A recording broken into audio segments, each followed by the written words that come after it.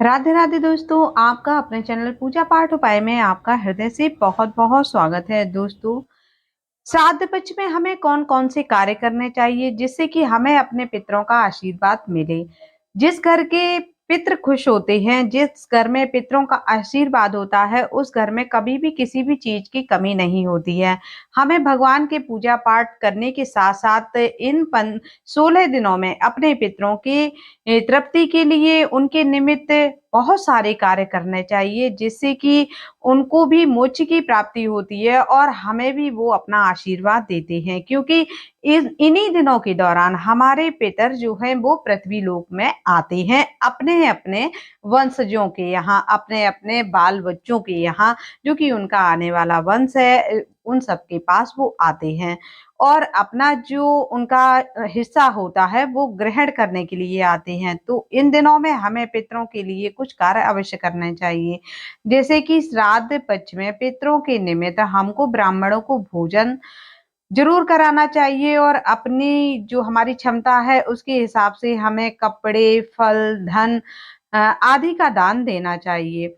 श्राद्ध पक्ष में हमें गाय को, कुत्ते को और कौवे को ग्रास अवश्य ही डेली निकालना चाहिए और जिस दिन उनका श्राद्ध की तिथि होती है उस दिन तो हमें पिंडदान भी करना चाहिए और इन सभी के लिए अलग-अलग इनका हिस्सा निकालना चाहिए, क्योंकि जो हम गाय, कौवे, कुत्ते का हिस्सा निकालते हैं वही हमारे पितरों को जाकर के मिलता है और उनका पूरी साल जो उनका भरण-पोषण चलता है वो इन्हीं के दौरान चलता है, इन्हीं के हिसाब से उनको मिलता है। तो हमें इनका अपने पितरों के निमित्त इनका भोजन ज़रूर ही निकालना चाहिए।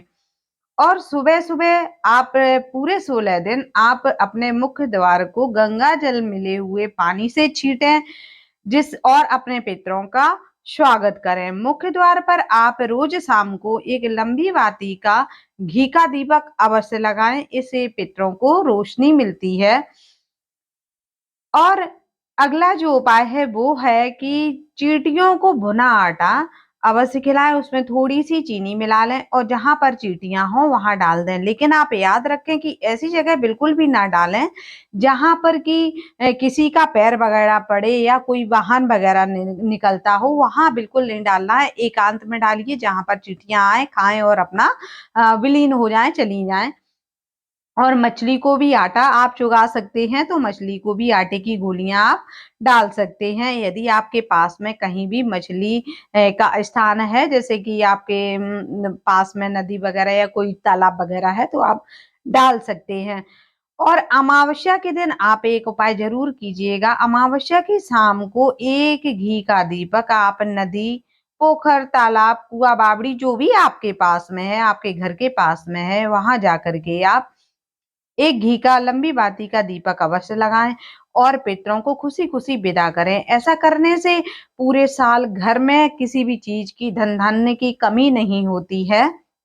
और दोस्तों, कुछ कार्य पितृ पक्ष में वर्जित कार्य होते हैं, जैसे कि पितृ पक्ष में हमें तामसिक भोजन नहीं करना चाहिए, जैसे कि मांस, मदिरा का सेवन, अवश्य पदार्थों का सेवन बिल्कुल नहीं करना चाहिए और लहसुन, प्याज का भी हमें त्याग करना चाहिए।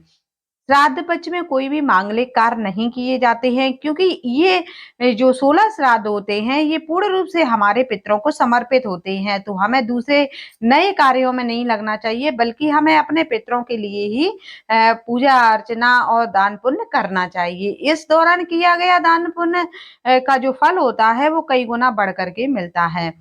इस समय हमें कपड़ा, घर, गाड़ी, नए सामान कुछ भी नहीं खरीदना चाहिए। श्राद्ध पक्ष में आप पूर्ण रूप से ब्रह्मचर्य का पालन करेंगे, तो जिस घर में ये सारे नियमों को माना जाता है, वहाँ के पितर हमेशा खुश होते हैं और खुश होकर अपना आशीर्वाद देते हैं। तो उनके आशीर्वाद से उस घर में किसी भी चीज की कोई कमी नहीं होती है और दिन दूनी रात चौगुनी तरक्की होती है। तो दोस्तों, यदि वीडियो आपको अच्छी लगी हो तो चैनल को सब्सक्राइब कीजिएगा और वीडियो को लाइक और शेयर जरूर कीजिएगा। तो फिर मिलेंगे, तब तक के लिए राधे राधे दोस्तों।